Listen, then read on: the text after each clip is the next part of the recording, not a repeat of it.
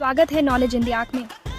आज हम गहराई से जानेंगे G20 के बारे में, दुनिया का सबसे शक्तिशाली आर्थिक मंच। हम जानेंगे कि यह कैसे शुरू हुआ, इसमें कौन शामिल है और इसके निर्णय हमारे सभी पर कैसे प्रभाव डालते हैं।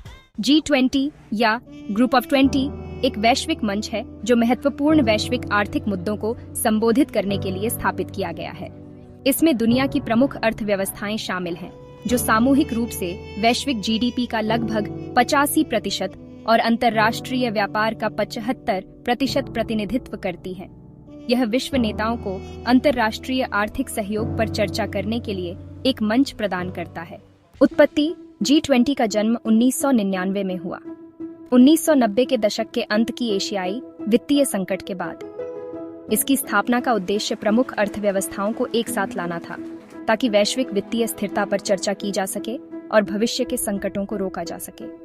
2008 में परिवर्तन प्रारंभ में G20 मुख्य रूप से वित्त मंत्रियों और केंद्रीय बैंक गवर्नरों के लिए एक मंच था, लेकिन 2008 के वैश्विक वित्तीय संकट के दौरान इसे राज्य प्रमुखों को शामिल करने के लिए विस्तारित किया गया, जिससे यह आर्थिक चुनौतियों के समन्वित प्रतिक्रियाओं के लिए एक मंच बन गया। G20 अद्वितीय है क्योंकि इसमें उन्नत अर्थव्यवस्थाओं और उभरते बाजारों का मिश्रण शामिल है। यहाँ 19 व्यक्तिगत देशों की पूरी सूची है, साथ ही यूरोपीय संघ, जो सामूहिक रूप से G20 का निर्माण करते हैं।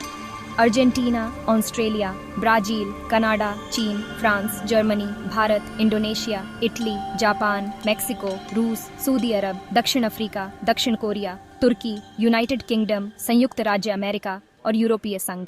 G20 शिखर सम्मेलन वार्षिक रूप से होता है, जहां इन सदस्य देशों के नेता प्रमुख मुद्दों जैसे व्यापार, जलवायु परिवर्तन और वैश्विक स्वास्थ्य पर चर्चा और नीतियां निर्धारित करने के लिए मिलते हैं।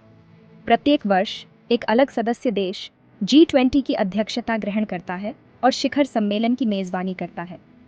वर्ष भर में विभिन्न मंत्री स्तरीय बैठकें होती हैं, जो वित्त, स्वास्थ्य और डिजिटल अर्थव्यवस्था जैसे विशिष्ट विषयों पर केंद्रित होती हैं।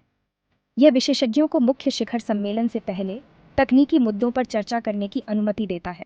वैश्विक अर्थव्यवस्था, मुद्रास्फीति, व्यापार और सतत आर्थिक विकास जैसे मुद्दों का समाधान। जलवायु परिवर्तन: सदस्य देश जलवायु कार्रवाई, ऊर्जा नीतियों और सतत विकास लक्ष्यों पर चर्चा करते हैं। स्वास्थ्य संकट: G20 ने कोविड-19 के लिए वैश्विक प्रतिक्रियाओं के समन्वय में महत्वपूर्ण भूमिका निभाई, जिसमें टीके, आर्थिक पुनर्प्राप्ति और विकासशील देशों के लिए समर्थन पर जोर दिया गया।